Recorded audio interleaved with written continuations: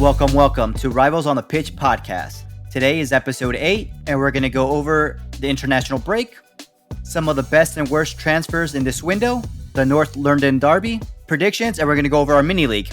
I'm Randy. I'm eating bread. Sorry, I'm Pat.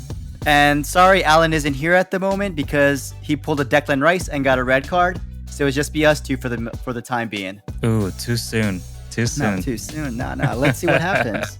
We're going to talk about the more important teams anyways, Arsenal and Liverpool. I'll agree with that one. In all seriousness, family does come first, and Alan's taking care of his little one. Best wishes to... Little Santi. Yeah, to Santi. This is for you. Exactly. We're thinking of you.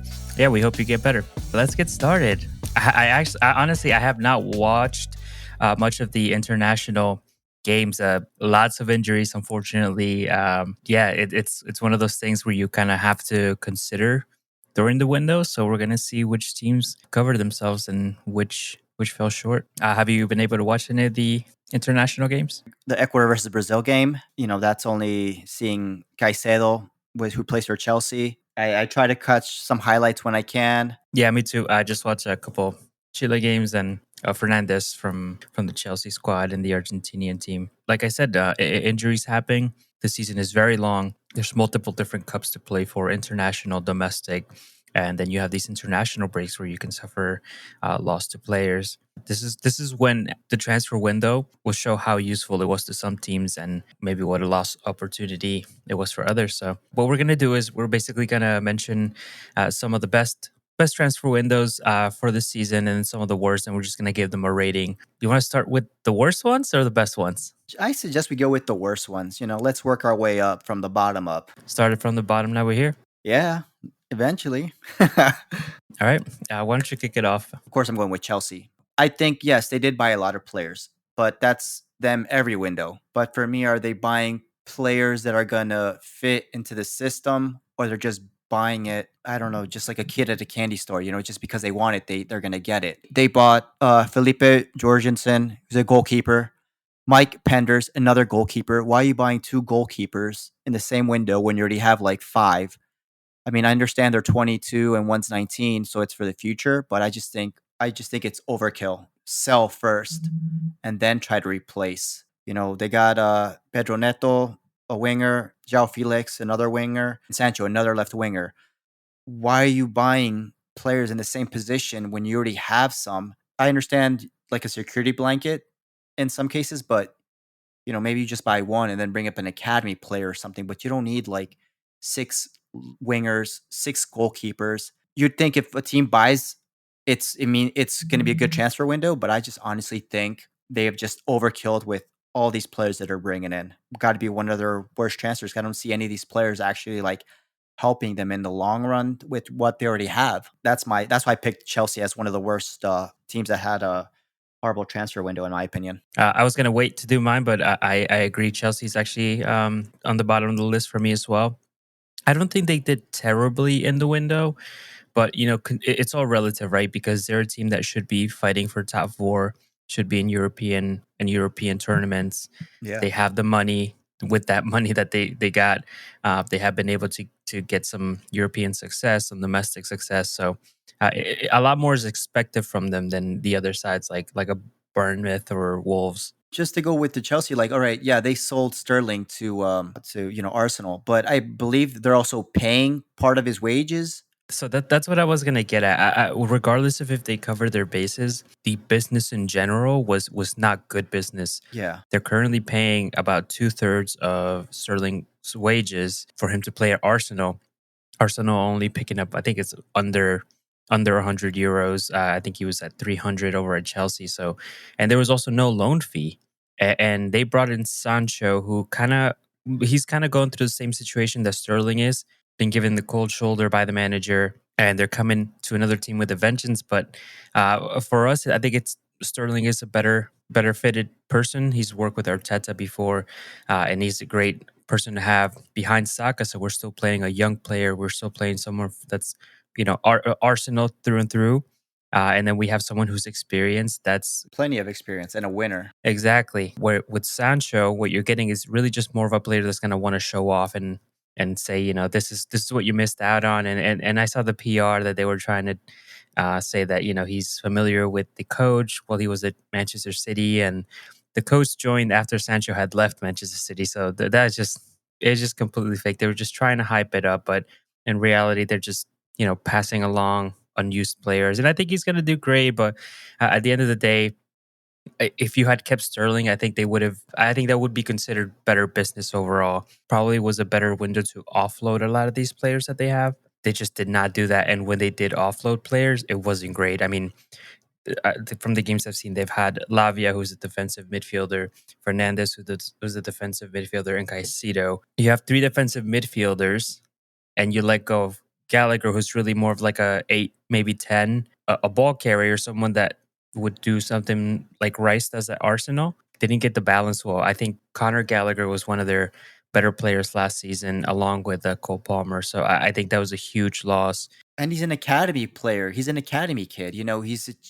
He's Chelsea, through and through. And to let him go, I just think it was like, bad business on that part as well. At the end, the way he left it just seems so. By the end of the whole saga, because there was a lot of reports where he had flown out and then had to fly back.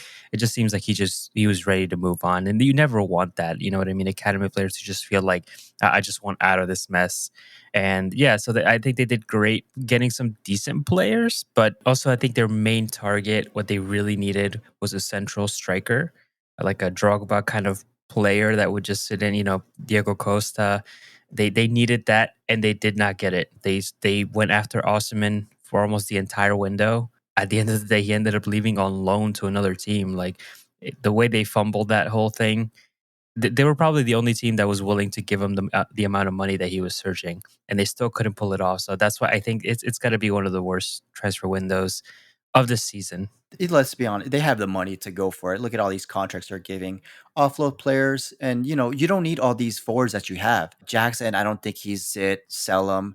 They got Jao Felix. He was a flop. You should actually be going after was Osimhen. You should go after him. He's proven goal scorer in Napoli. You should go after these names. If there was another one that was available, I would be going for them. Why not? Instead of wasting your money on these 5 forwards that you bought that ain't giving you what you're paying them for, goals. Who else you got on the bottom? Southampton, they got Aaron Ramsdale. I think that's a great buy on their end.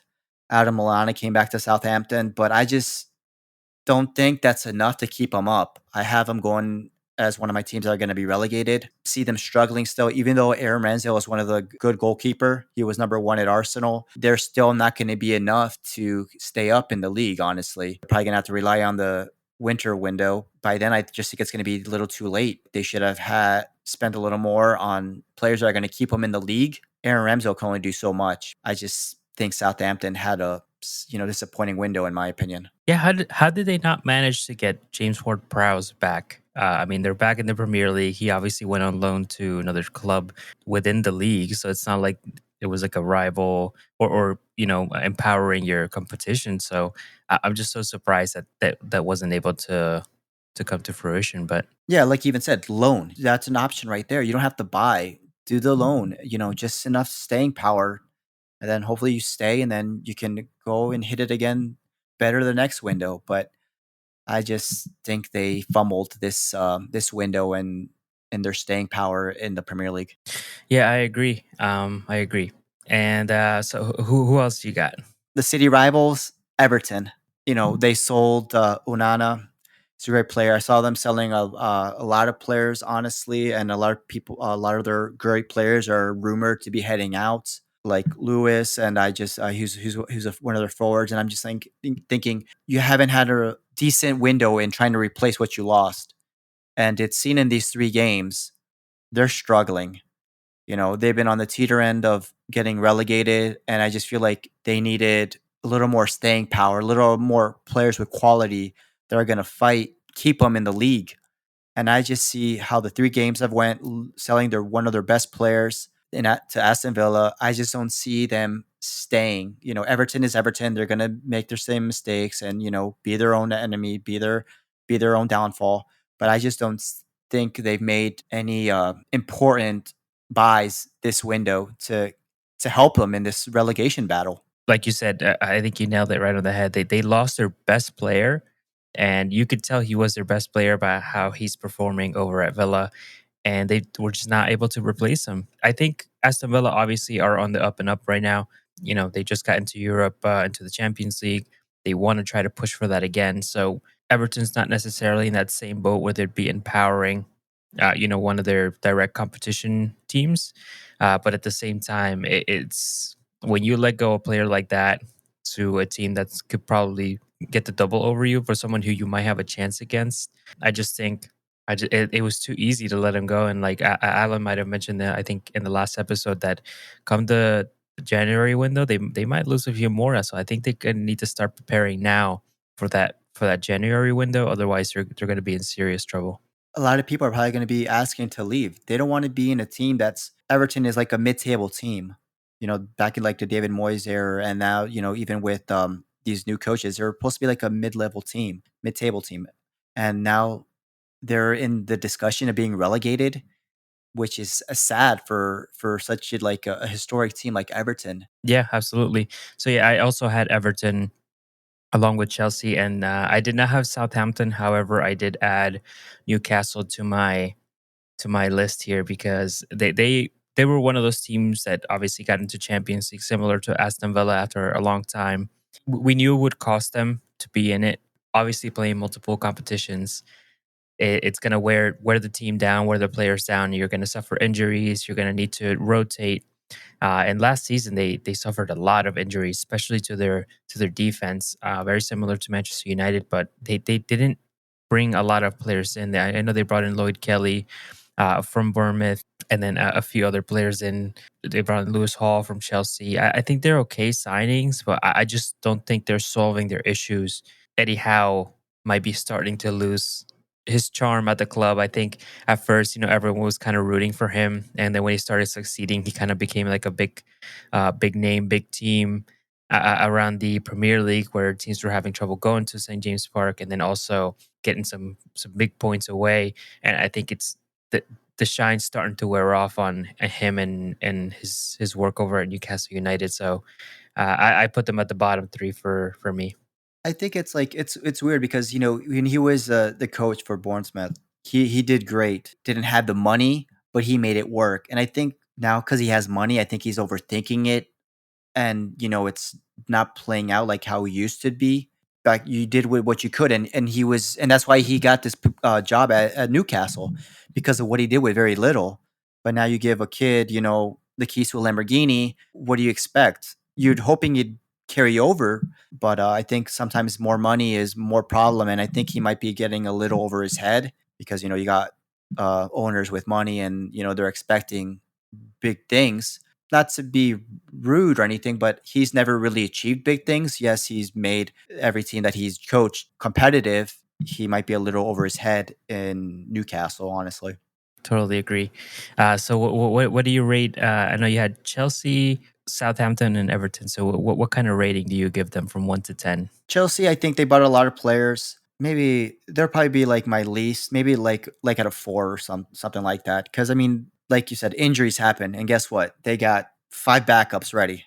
You know, Yeah, exactly. so it helps in the FA Cup, in the Carabao Cup. It helps, Uh, Yeah, I was just gonna say, and the thing about having this many players, I know that Maresca, the coach, he mentioned that he has 23 or 24 players in mind that he's utilizing for the season, and everybody else is basically training separately.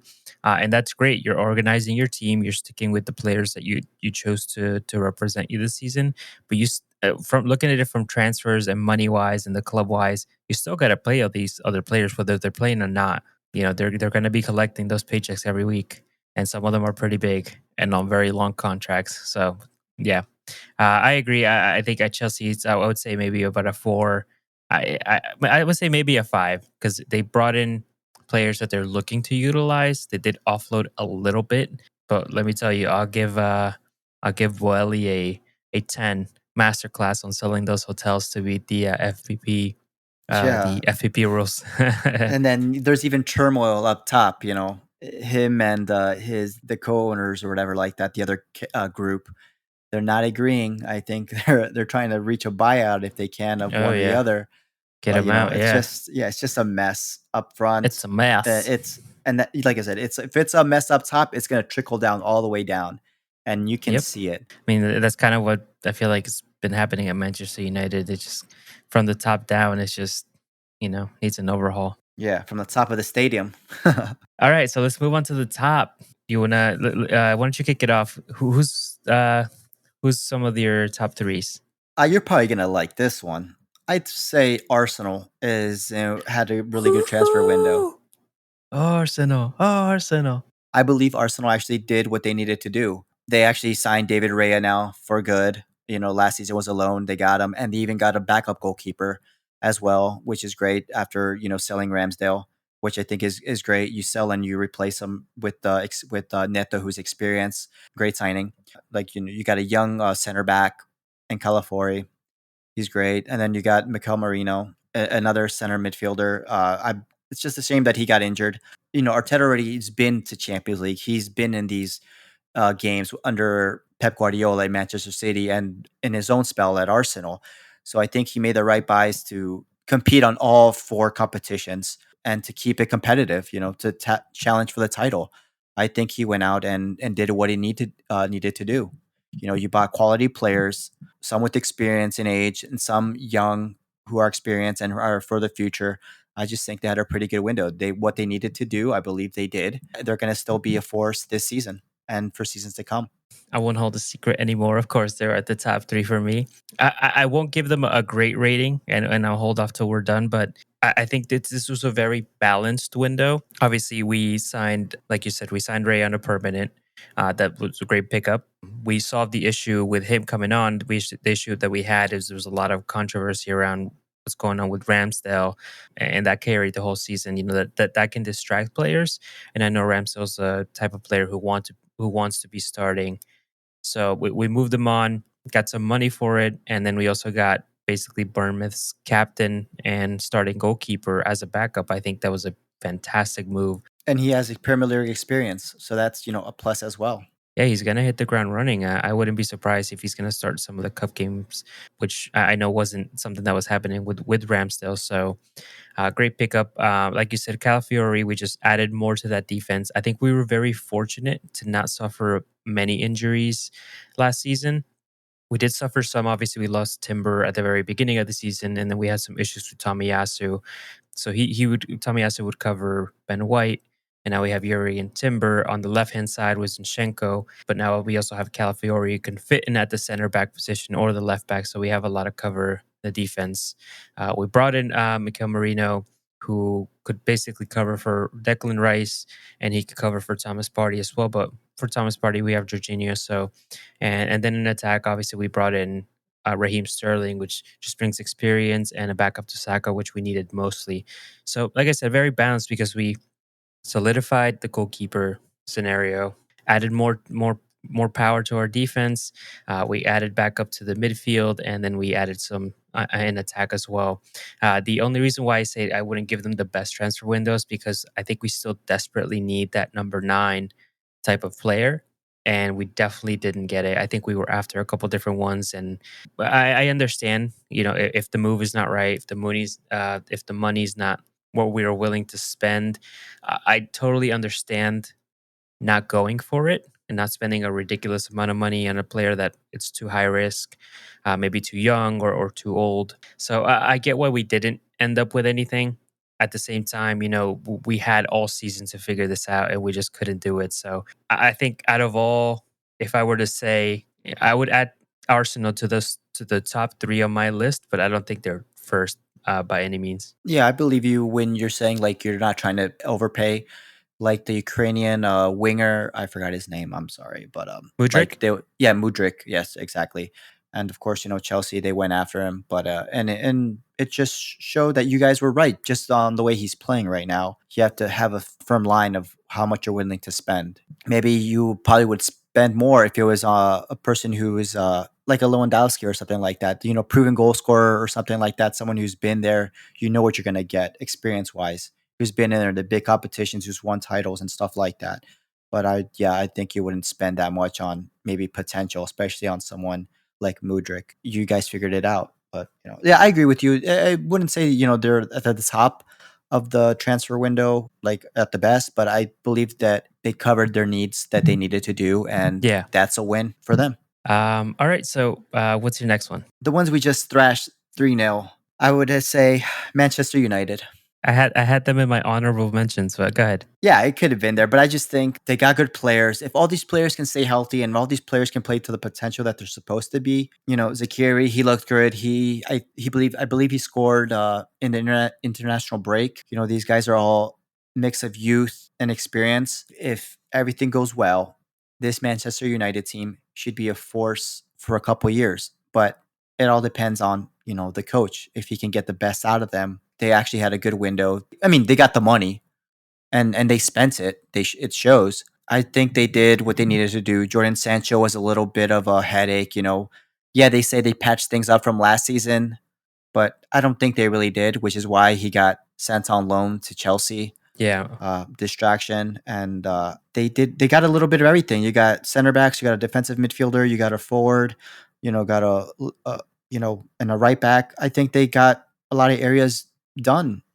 Yeah, I think very similar to Arsenal. They covered all the areas, obviously aside from goalkeeper, but they had a lot of defense issues. They brought in Lenny Euro, who obviously is injured, but that was unexpected, and you can't predict these things. They have Mazarawi and they leak, so they really covered their bases there. In attack, they added Zirkzee, who's been scoring, and I think he's been a great person to cover for the Hoyland, who's been injured. And now they just brought in Ugarte right at the end of the window. Obviously, a lot of question marks around Casemiro and his performances and his overall status in the team. I'm sure he's a leader, but he can do that from the bench. I think he can do that in the locker room. And now they have Ugarte, who possibly could be taking up that role for Casemiro. So yeah, I think they had a very solid window. I don't think they're in my top three, but honorable mention from me. Maybe they would have probably been better if they didn't sell Dominic, Max Sauce. because I think he would have been the answer for Casemiro. He was the backup. If Casemiro was doing bad, they would have just put in Dominic, and he's been like a super sub. He's delivered when he's come into games, but I just think that was Yeah. bad sale on their end. But I agree. He was clutch. He's kind of like what I picture Connor Gallagher doing at Chelsea. However, he was doing it off the bench. I think he was a good person to have on your team. I don't think he was asking to leave either, so it just doesn't make sense for me. But like I said, that's why they didn't make it to my top three. I don't think you're prioritizing your game changers. my last would have to be West Ham. They got a good coach with experience. Bunch of players that are coming in. I feel like they've covered every base needed. They got a goalkeeper, they got midfielders, center backs. They're young, they're experienced. Fulkrug, he's a forward. They got a right back at Wan-Bissaka, who's proven. They gotten some good players off of free agency loans. I just think they did work this year, this window, and I'm hoping to see them gel and hopefully live up to the potential. Like I've said that I believe that West Ham is a team to watch this season. And looking at these players that they got, I mean, yes, the last game against Manchester City wasn't a good showing, but whenever you're playing against Manchester City, it's going to be tough to show up. But I believe that they actually had a good transfer window, and I'm liking all these players they got. Like in the age group, the ages in it. I just believe they're going to be competitive this season. Once, of course, everything gels, and they're playing to the potential that the coach wants them to play at. Yeah, they definitely did. I think West Ham is also at my top. I was in between them and Brighton. They've been spending their money well. Obviously, they had all that money from Declan Rice, and they did have their cover before even spending. So, yeah, they're definitely at the top. And for my last one, I actually not a lot of movement, but I think Manchester City had a really good window. Take Chelsea as an example. Just buying players doesn't give you a good window, right? And just offloading players doesn't give you a great window either. If that is your main target.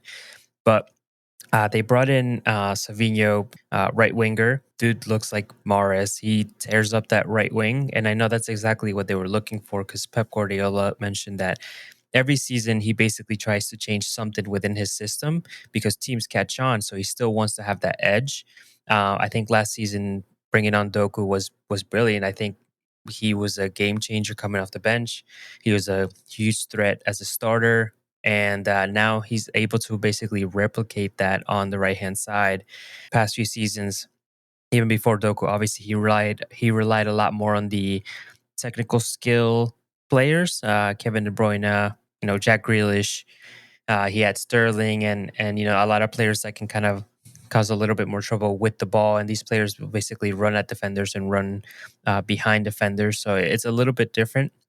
And they basically got him for as a transfer within the sister clubs, like you guys mentioned. So fantastic move for them. They brought in Gondwan, who I think last season was a big miss for them. They needed that cover at midfield. Rodri's been out, and they've been able to manage without him. Bringing him on a free is a phenomenal move. I mean, And he's already familiar with the system. He knows the players.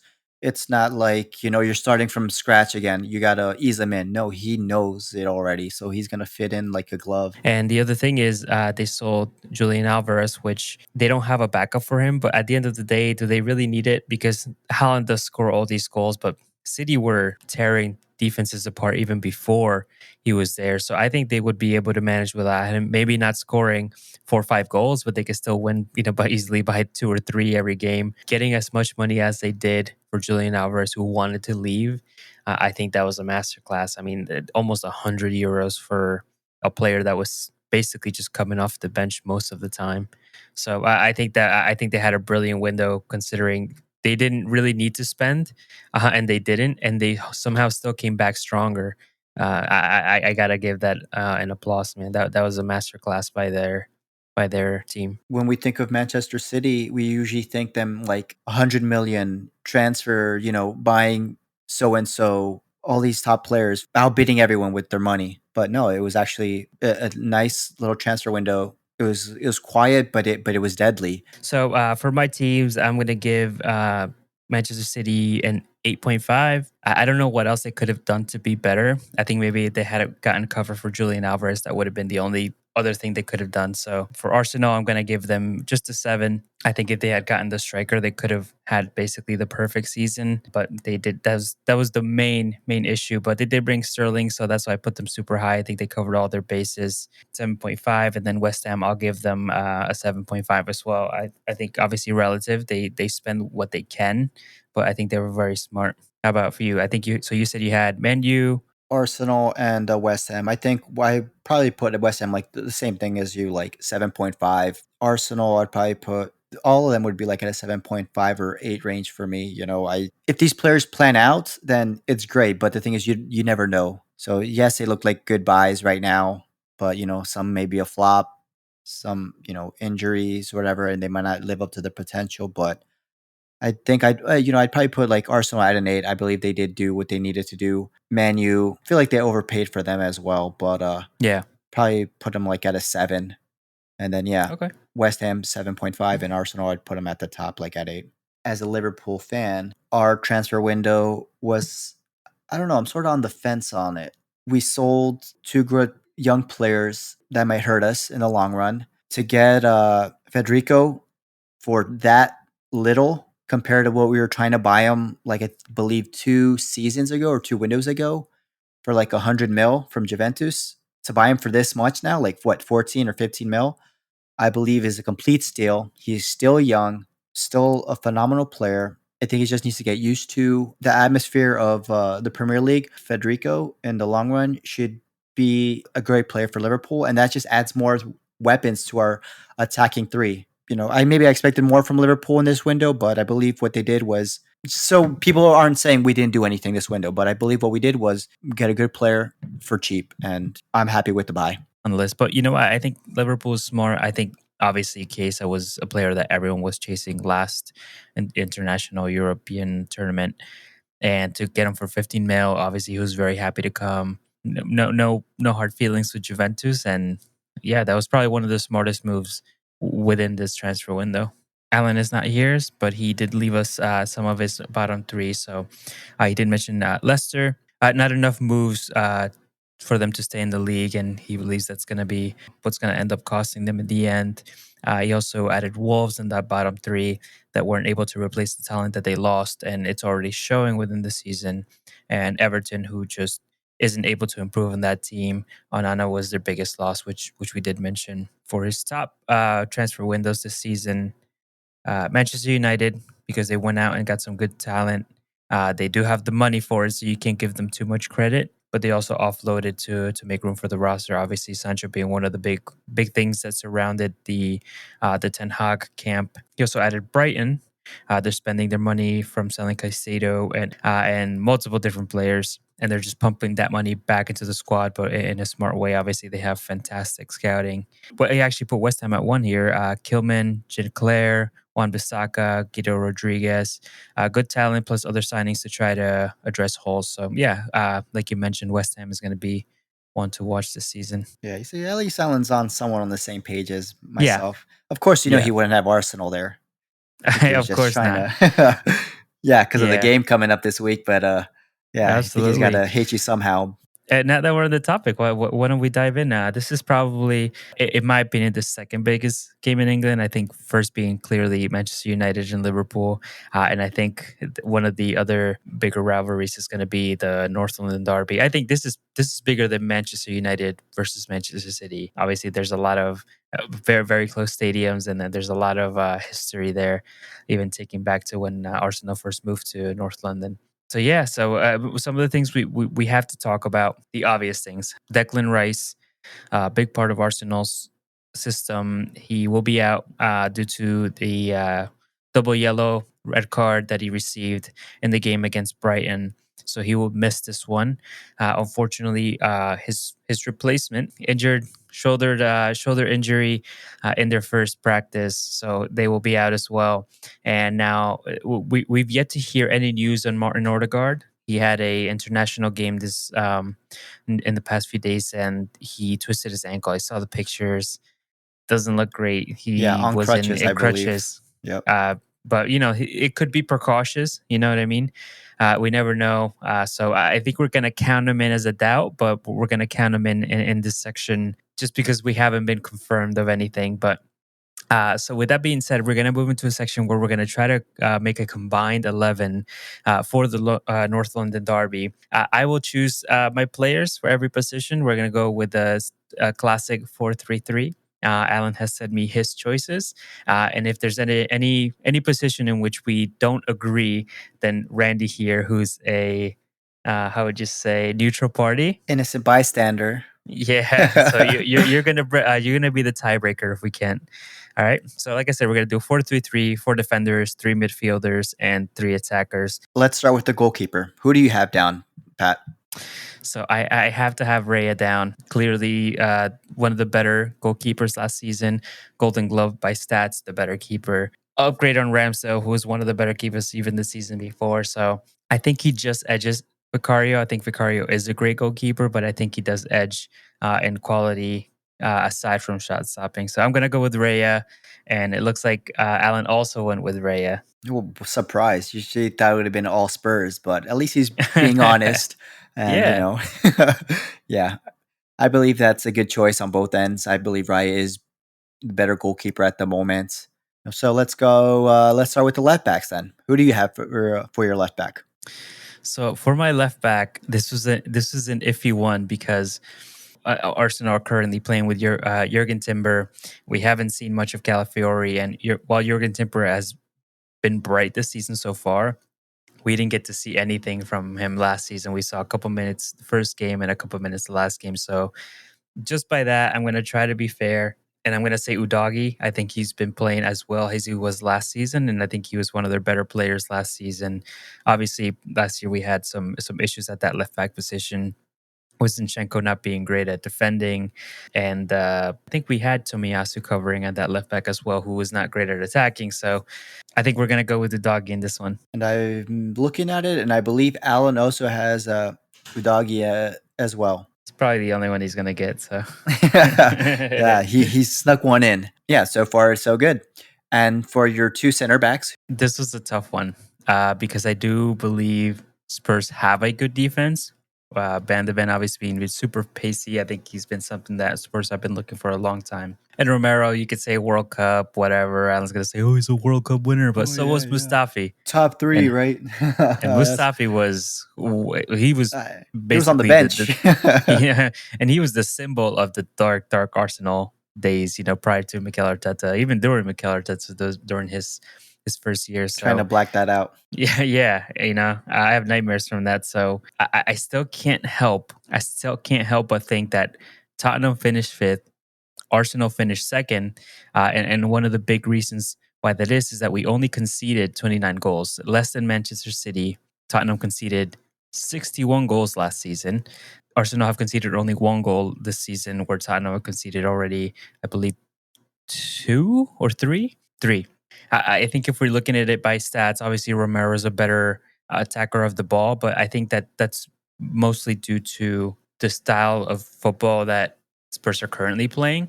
So I think I'm gonna have to go with Gabriel, Magalhaes, and William Saliba. I think they're foundations of Arsenal's structure, and I think they make a bigger difference in that team than Tottenham's defense do in theirs. I mean, your logic and your reasoning for it makes sense completely. They're familiar with each other, so it makes sense that they would have good chemistry. You did mention Romero, and that's of course what Alan thinks of. He thinks highly of him. I do think highly of him. Wow, look who showed up. Oh, look who showed up. Right on time, so you don't have to mouth your top 11. Nice save. I might not have much time, but I'm here to defend my honor and my team. All right. So, Randy, obviously, I picked Saliba and Gabriel. Alan has picked Saliba and Romero. So, you got to decide Romero or Gabriel for. Alan, couldn't you show up a little later? Because I picked Romero and Saliba as well. Ooh. All right. Cool. I'm not upset by that. Gabriel Magalhaes is kind of like an unspoken hero. Sometimes, especially this season, it seems he's been playing better than Saliba. I think he doesn't get as much of that press, that media coverage. You're right. You nailed it right on the head. I think he's not talked as much, which is why I didn't pick him. Everyone hears Saliba and Romero, and he's left out. Maybe I haven't paying too much more attention to him, but that is a perfect reason why I probably left him out, because he's not talked as much as Saliba and Romero are. Pat, who did you pick for your right back? I'm going to go with Ben White. I think he scored some bangers last season. I think he's fantastic defensively. He's also been doing that role of inverted right back, where he's going in and he creates such a great connection with both Saka and Odegaard. I think he's the most influential defender, most influential fullback without looking at stats specifically. I think if you look at stats last season, I actually think he had better stats than Kyle Walker, who we consider to be in our team of the season. So I'm going to go with Ben White. And Alan, who did you go with for your right back? It's funny because I actually went with Poro for the almost like exact same reasons. Him working as an inverted right back.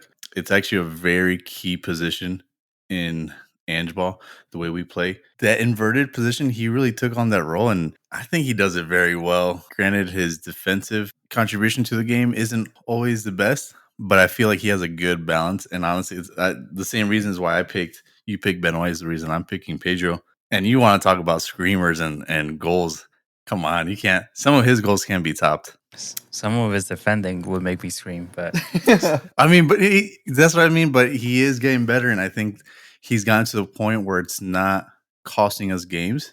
yeah, but getting better and already better are two different things, and I think Ben White's already better. Well, I think offensively he's better, and defensively he's getting better. But he's supposed to be a defender. Not in that formation, and it's they play the similar roles. So I think he does it better. I think if he was wearing a Arsenal jersey, Pat's answer would be different.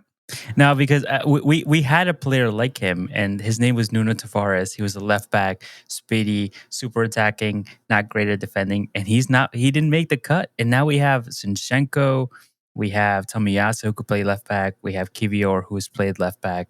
Now we have Yuri and Timber.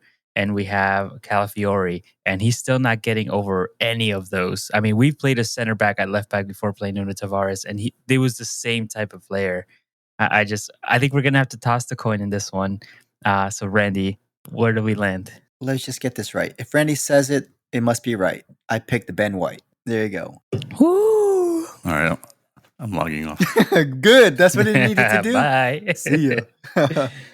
So let's go into our midfielder 3. Obviously, Rice. We're leaving Rice out of this because he has a red card, so he cannot play.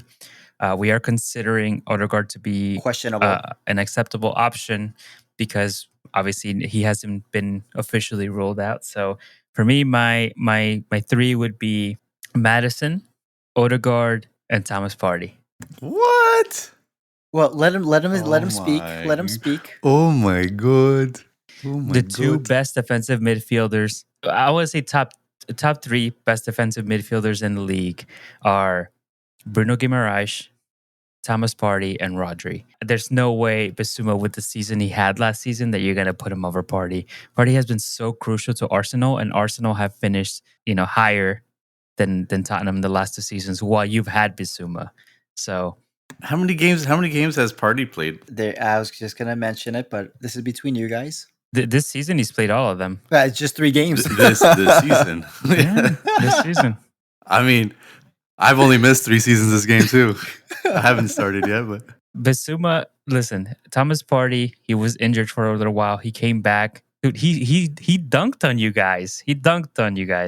And he came back from injury right into the starting 11. Bissouma was healthy and he couldn't even get into the Tottenham starting 11 last season, especially in the second half of the season. So I think Thomas Partey for me. Odegaard, obviously, he's one of the best creative midfielders in the league. I think he's right behind Kevin De Bruyne. I think Rice would have made it in there, but obviously he's disqualified for this section, so we're going to have to go with Madison. I think he's a very creative player, and he gives the team a lot of calm. He's a hardworking player, so I'm going to go with Madison. all right. Because of how we said Rice not being eligible, and for this segment, I went with Odegaard as well. We're rivals with Arsenal. There's sometimes there's no what's the word I'm looking for? You can't deny talent. You have to say how it is. And Odegaard for sure. I'm putting Bissouma in this lineup. I think you're right. He did have a falling out. Tremendous start of the season last year, and then he definitely had his performance in the second half. Even before, I would even say before the mid season, he did have that falling out. Stupid penalties. But when he can play, he can play. And right now, these last 3 games, he's shown that last 2 games because he was suspended for the first one. I think he's shown what he can do. That brings more to the table, and I guess we'll find out on next week. But Bissouma and then Madison, I'm running out off with Madison. I don't think this is the best starting combined 11 because of the injuries, but Madison, I think, like you said, he's proven to have some control of that midfield and creativity, and some of his through balls are really good. But I think he to me still has a little bit more to prove. I kind of jumped on the boat a little earlier last season with him, and I was thinking our midfield might be fixed, but yeah, I think he has a little bit of work, but I think he makes it for who's available. I think he makes it. All right, Randy. So you have choices. So we both agreed on Odegaard, right? Yes. Yeah. And you both agreed on Madison. Right. So we're looking at the holding midfielder position. Is it Partey or Bissouma? You're lucky Rice was gone, so I would have to say it's looking like it's going to be a Partey. I picked Partey. Yes. Sorry. No, sorry, no Alan. Thomas, no Partey. No Partey. Yep. I mean, I do agree. Partey, he does have that injury record, but yes, when he plays well. All right, let's move on to the attacking 3 then. Yes. If you guys want to let's start left wing and work our way up. I am gonna go. This is gonna be a weird one, so get ready for this one. I'm gonna go with Trossard, Son, and Saka as my top 3. If I were to start the game tomorrow, let's say we're playing against City, and I have all of the players available between Tottenham and Arsenal, that's my top 3 for this weekend. So left, I have Son, and then I have Richarlison and Kulusevski. Just kidding. So I actually put Saka on the right, and then I have, not that I was debating this, but for a split second I was like, you know what? Maybe I should give this to Solanke. I thought about it too. I honestly did. I can't just go off of what he did, one season last season. And this kind of it kind of brings up my mixed feelings on if we should have signed him. I still think he'll be good for us. He hasn't had that consistency. He just had that one breakout season. So I don't think that's a good enough sample size to say, hey, this guy's better. Especially, and then he's coming to us, so playing a different system. So I kind of nixed that. So I did put Kai. He plays right, mostly in the striker position. So, and I figured he had a bit of a, he picked up some of that tempo last season towards, So I think that I see that rolling over. I know we probably didn't consider, but I did see that Gabriel Jesus is going to be fit for this game. They'd probably be on the bench, but I did see that he was going to be fit for this game. Does that change anything? Not really, honestly. Okay. He's just going to be sitting there crying. He's not. Oh, come on! I would actually. I if you guys remember, he played on the wings a lot for Manchester City. He did that a little bit towards the end of last season when Kai Havertz kind of took that center role for his height and being that like kind of poacher goal scorer. So I mean, seeing him on the wing on this would be super cool. Imagine like a Gabriel Jesus on the left, Son in the middle, and then Saka on the right. I think that would be cool. But I don't think we've seen enough of him to fairly include him in this. I don't think. Exactly. That's where I agree. That's why I don't think he matters that much in this selection. What about Raheem Sterling? Oh shit! I did not think about that. I wouldn't be surprised if he's starting this game. Yeah, I think he'll definitely, at the very least, come off the bench. Yeah, I believe so. Because as well. we're obviously short, so we're gonna have to move someone to that midfield position. Could be Kai Havertz, could be Trossard, who both can do it, and that leaves someone up top to fill that spot in the top three attacking strikers. So, interesting. But so I think we both agreed on Son, we both agreed on Saka, and I think the toss-up was between or Trossard. So I think I'm just gonna go with your judgment, and I'm gonna go with Havertz as well. So what do you think? If we agree on Saka, Havertz, and Son? Yeah. Okay. Do you have any issues with that, Randy? Doesn't matter. Your guy's going to lose anyways. But I did pick Martinelli. Wait, who? It's going to be a draw. You're going to lose to Liverpool at the end. I did pick Martinelli on the left. I picked Son as the center, and I did pick Saka on the right. Martinelli on his day. Yeah. I think he would make this, but he's not been in form. I think that's the same thing with Kulusevski. Like when he's in form. Right. He steamrolls, but it's not every single time. Yeah, he has his days off. All right, guys, and that's our combined 11 from your Spurs and Arsenal. All right, I think that's a pretty good one. Thank you, Alan, for joining us. Yeah, it was pretty, I guess, realistic. So let's do predictions. Obviously, not a whole ton of big games this week, with the North London Derby being probably the most exciting one that we're looking at this weekend. I see Bournemouth-Chelsea looks like a decent game.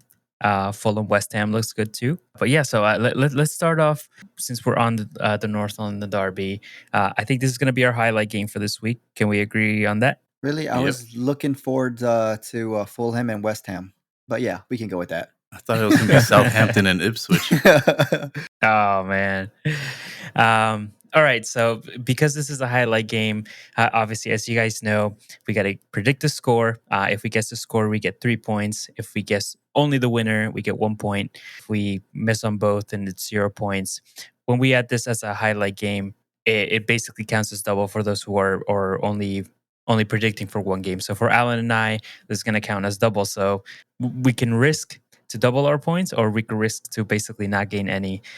Alan, why don't we start with you? What do you think the outcome of this game is going to be? We're playing at home.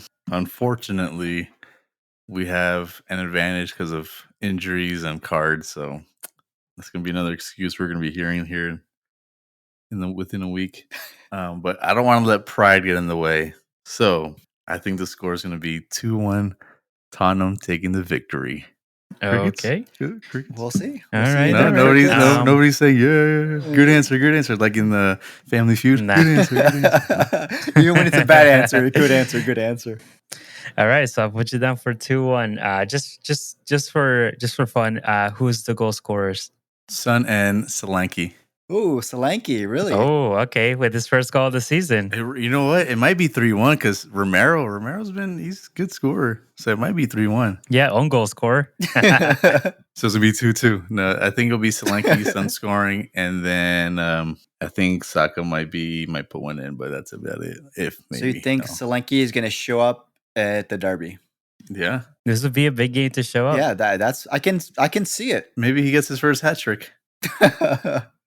Yeah, okay. All right, so I am gonna go with I was gonna say a draw, but just thinking about like, I just wanna.